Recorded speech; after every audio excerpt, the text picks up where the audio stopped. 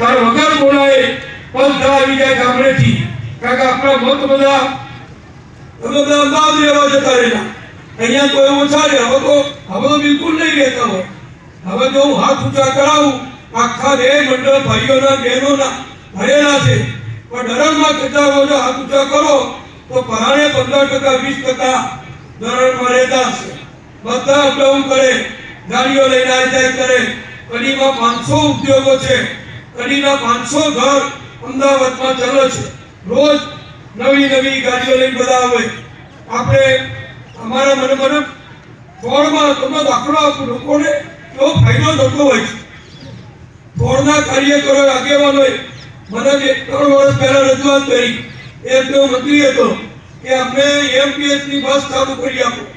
મેં શરૂઆતમાં કહ્યું અમારા ચેરમેનોને કે ભાઈ આટલું કરી આપો, તો એમને ફોડની બસ ચાલુ કરી.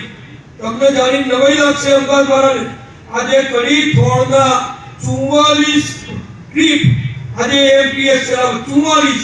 એ પછી બાબતમાં પહેલા આપણે ચાલુ કરી તો બાબતની બસ ચાલે છે. હમણાં થોડા વખત પહેલા આદરાજ ગામવાળાએ રજૂઆત કરી તો ધરમસિંહ દેસાઈ અમારા ચેરમેન છે એમપીએસના, એમને મેં કહ્યું ધરમસિંહભાઈ આ ચાલુ કરો, તો વેડાવદરની બસ ચાલુ થઈ ગઈ. તો આ બધું જો થયું એ આપણા દ્વારા સહયોગથી થયું છે.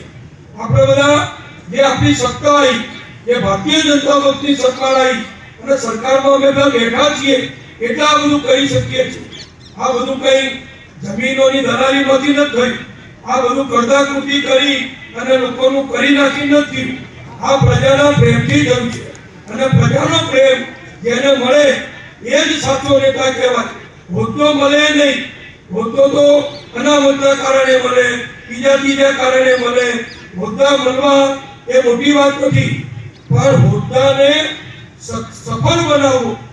શિક્ષક હોય, શિક્ષક નોકરી કરે, મામલતદાર પીએસઆઈ સરકારી કર્મચારી નોકરી કરે, એ તો કરાવે, એનો પગાર લેવાનો છે, એ કઈ નવી નથી કરતા. પણ સારા વિદ્યાર્થીઓને ભણાવે, એને સારું શિક્ષણ આપે. મને ખૂબ આનંદ થયો કે 500 થી 600 શિક્ષકો આ ગામમાંથી બહાર નીકળ્યા. હવે એક શિક્ષક આખી જિંદગી નોકરી કરાવે તો હજારો વિદ્યાર્થીઓને એક જ્ઞાન આપે, શિક્ષણ આપે, સંસ્કાર આપે, ચારિત્ર આપે. અત્યારે ચારિત્રની બહુ મોટી તકલીફ છે, સંસ્કારની તકલીફ છે, પ્રમાણિકતાની તકલીફ છે, દેશભક્તિની તકલીફ છે. કોઈ બી કામ આવે તો 90% લોકો મને શું ફાયદો તો હું કંઈક કરું એવું નહીં.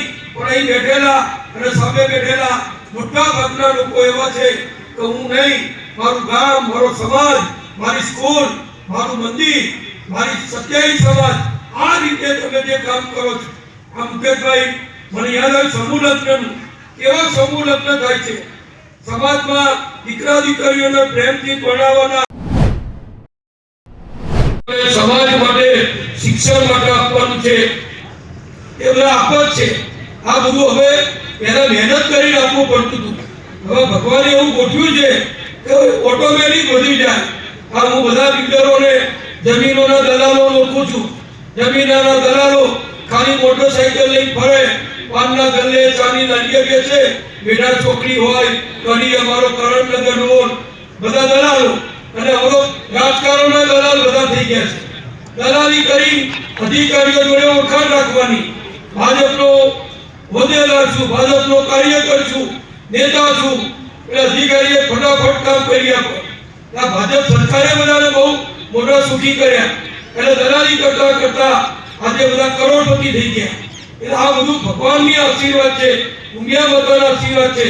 ત્યારે સમાજ માટે, ગામ માટે, ધર્મ માટે, સેવા માટે આપણા મા બાપની યાદગીરીમાં, આપણા સગાવાલાની યાદગીરીમાં આપણે જ્યાં ભણ્યા હોઈએ એ સંસ્થામાં આપણે આપવું જોઈએ, અને બધા આપે છે. ખૂબ સારું દાન તમે બધા આપ્યું છે, અને ખૂબ સારું સંકુલ અહીંયા અશ્વિનભાઈએ પહેલા શરૂઆતમાં જે કહ્યું તો 2002માં આવેલો, 4માં આવેલો, પછી આવેલો. એક મોહલ્લો, એક ઘર એવું નહીં હોય તો હું જેમને બધાને ઓળખતો ના હોઉં તો બધા મને ના ઓળખતા હોય.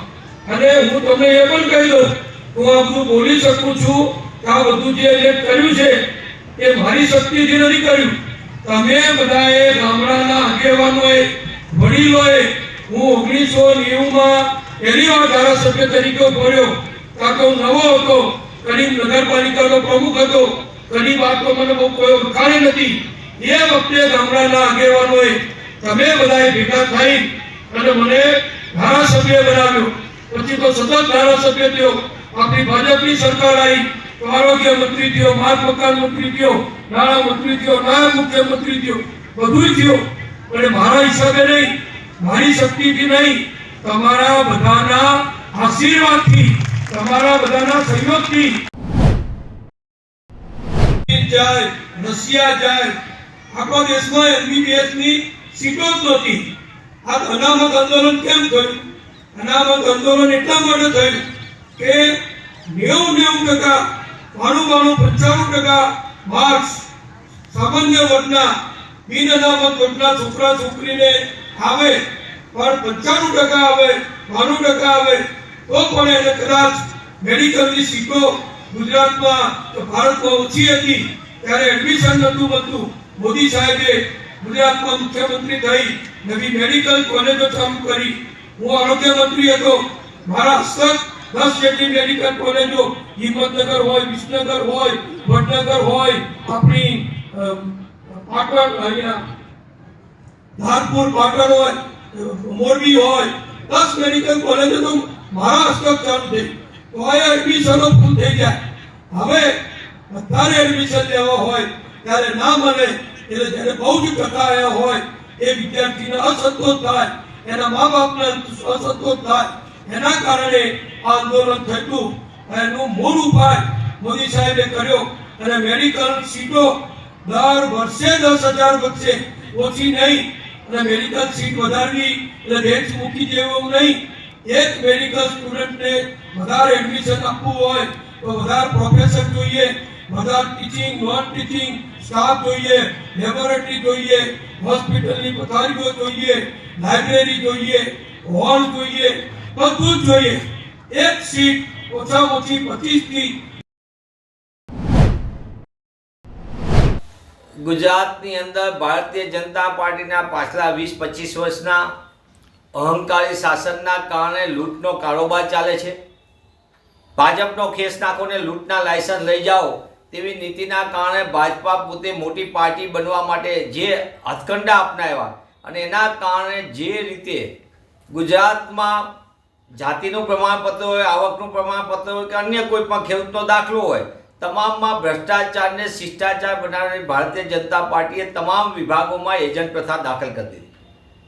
બાકી મોટા ભાગે ગુજરાતમાં કાંડ અને કૌભાંડ, ભાજપનો ખેસ એટલે એને લૂંટવાનો પડવાનો. આપણે નકલી PMO અને CMO અધિકારીઓ જોયા ભાજપ સાથે સીધી સાંઠગાંઠ ધરાવતા હોય એવા અનેક નકલીઓના કારોબારે ગુજરાતને લૂંટી રહ્યા હતા. સાથોસાથ ગુજરાતની અંદર ખનીજ ચોરી, માટી ચોરી સહિત કિંમતી ખનીજની ચોરીના લૂંટના લાયસન્સ એ કાર્ગો શેર હોય સુરેન્દ્રનગર જિલ્લામાં કે સમગ્ર ગુજરાતમાં રેતી ચોરી, માટી ચોરી સહિતના કિંમતી ખનીજોની વાત હોય એ લૂંટના લાયસન્સ ભારતીય જનતા પાર્ટીના ખેસ ધારકોએ કઈ રીતે લૂંટી રહ્યા છે ગુજરાતને, એના પણ અનેક કિસ્સાઓ આપણી સામે આવ્યા. ત્યારે માનનીય નાયબ મુખ્યમંત્રી રહી ચૂકેલા નીતિનભાઈ પટેલે જે વ્યથા અને ભાજપાના ભ્રષ્ટાચારની કથા જે લોકો સમક્ષ ખોલી મૂકી એ સર્વાંગીપણે સત્ય છે. એટલા માટે કે ગામથી લઈને ગાંધીનગર અને શહેરથી લઈને સચિવાલય સુધી જે લૂંટના લાયસન્સ ચાલે છે એટલે કે તમે ભાજપનો ખેસ પહેરો, નીચે લૂંટફાટ ચલાવો અને એમાંથી અમુક ટકા પૈસા કમલમમાં જમા કરાવો અને કાંડ અને કૌભાંડના કારણે કમલમમાં કરોડો રૂપિયા જમા થાય. આ લૂંટના કોથળા ભરીને કાળા નાણાં જે આવે છે એમાંથી ભારતીય જનતા પાર્ટી પોતાના તમામ મનસૂબા સત્તા મેળવવા, સત્તા ટકાવવા અને સત્તામાં કોઈને પાડી દેવા માટે ઉપયોગ કરે છે. એ ગુજરાતે સારી રીતે જોયું છે. ત્યારે નીતિન કાકાએ જે આજે નિવેદન કર્યું હતું ગઈકાલે કડીની અંદરનું, જાહેર વ્યક્તિ તરીકે તેમનું આ મૂલ્યાંકન એ ભારતીય જનતા પાર્ટીનો ચાલચલન, ચરિત્ર, ચહેરાને ઉજાગર કરે છે. અગાઉ તત્કાલીન મુખ્યમંત્રી શ્રી આનંદીબેન પટેલ પણ જામનગરમાં કે બોલી ચૂક્યા છે કે કાર્યકરો કોન્ટ્રાક્ટરો બની ગયા છે અને શું ધંધા કરી રહ્યા છે. એ જ રીતે આ વાત ફરી એક વખત વરિષ્ઠ નેતા તરીકે જાહેર જીવનના વ્યક્તિ તરીકે કીધી છે. ત્યારે ગાંધી સરદારના ગુજરાત માટે ભારતીય જનતા પાર્ટીના ભ્રષ્ટાચારની લૂંટના કારણે ગુજરાતની નામોશી થાય છે. ગુજરાત અને ગુજરાતીઓ લૂંટાઈ રહ્યા છે. ભારતીય જનતા પાર્ટીના નેતાઓ લાજવાન બદલે ગાજવાનું કામ કરે છે. ભૂપેન્દ્રસિંહ બીજેપીનું કૌભાંડ, ભારતીય જનતા પાર્ટીનો ખેસ, સટ્ટાકાંડ, બેટિંગનું કાંડ, ઓલામાં કેસ ભાજપનો ખેસ પહેરીને કરવાનું, ડ્રગ્સ અને દારૂના હેરાફેરી ભાજપનો ખેસ પહેરીને ગાડીની આગળ લગાડી દેવાનું પાયલોટિંગ માટે. આવા અનેક કિસ્સાઓની સાથે સાથે સુરેન્દ્રનગર જિલ્લાની અંદર કાર્ગો સેલનો મોટા પાયે ભ્રષ્ટાચાર. તો પણ એમાં કોણ? ભાજપાના ચૂંટાયેલા પ્રતિનિધિઓના પરિવાર સીધા ગળામાં ખેસ ભાજપાનો. અને એ રીતે જ ગુજરાતની અંદર તમામ પ્રકારના ગોરખ ધંધા કાંડને કૌભાંડમાં પ્રત્યક્ષ અને પરોક્ષ રીતે ભાજપાના નેતાઓ ગળામાં ખેસ પહેરીને લૂંટનો કારોબાર ચલાવે, સહકારી ક્ષેત્ર હોય કે સરકારી ક્ષેત્ર હોય. ત્યારે હું આપના માધ્યમથી સરકારને પૂછવા માગું છું કે હવે તો નીતિનભાઈ પટેલ બોલ્યા છે, ભાજપાના ભ્રષ્ટાચારી ચહેરાને ઉજાગર કરતું નીતિનભાઈના નિવેદનથી સરકાર કાંઈ શીખ લેવા માગે છે? ગુજરાત અને ગુજરાતીઓને કાંઈ રાહત આપવા માગે છે? આનો જવાબ પણ ભાજપાના નેતાઓએ આપવો પડશે. કારણ કે આ ગુજરાત અને ગુજરાતીઓના લૂંટના લાયસન્સના કારણે જે રીતે પરિસ્થિતિ નિર્માણ થયું છે તેમાં સામાન્ય નાગરિક, મધ્યમ વર્ગનો નાગરિક ગુજરાતનો લૂંટાઈ રહ્યો છે અને ભાજપાના નેતાઓ પહેલવાન થઈને મદમસ્ત થઈને કરોડો રૂપિયાના બેંક બેલેન્સ બનાવી રહ્યા છે. મનીષભાઈ, ખાસ કરીને જયેશ જે રીતે માનનીય નીતિનભાઈનો એક વિડીયો વાયરલ થયો છે અને એમાં એમણે દિલની વાત કીધી છે, એ વાત સાચી છે કે ભાજપના કેટલાક હોદ્દેદારો લાભાર્થીઓ બની અને અત્યારે લાભ લઈ રહ્યા છે. અમે તો વારંવાર કહીએ છીએ કે ભાજપના હોદ્દેદારો છે, જે જવાબદારો, જે સ્કૂટર અપાતા ને અત્યારે ફોર્ચ્યુનરો લઈને ફરે છે, એ ભાજપ સત્તામાં છે એનો દુરુપયોગ કરીને અધિકારીઓને ધમકાવીને ખોટા કામ કરાવડાવીને રૂપિયાવાળા બન્યા છે. નીતિનભાઈએ કીધું ખોટું નથી.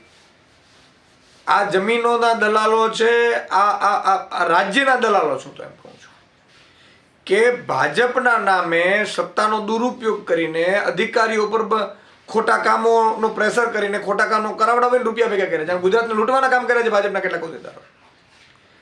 અને આ નીતિનભાઈની વાત એકદમ સાચી છે કે ભાજપમાં મોટા ભાગના અત્યારે છે લોકો એ લાભાર્થીઓ છે.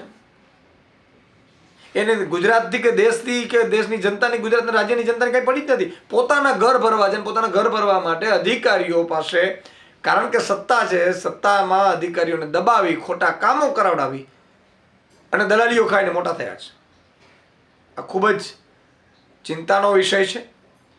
ભાજપે એના હોદ્દેદારો પાસે જે ગુજરાતને લૂંટવાનું કામ કરે છે એ ભાજપ સરકારે બંધ કરાવવું જોઈએ, એવી અમારી માંગ છે.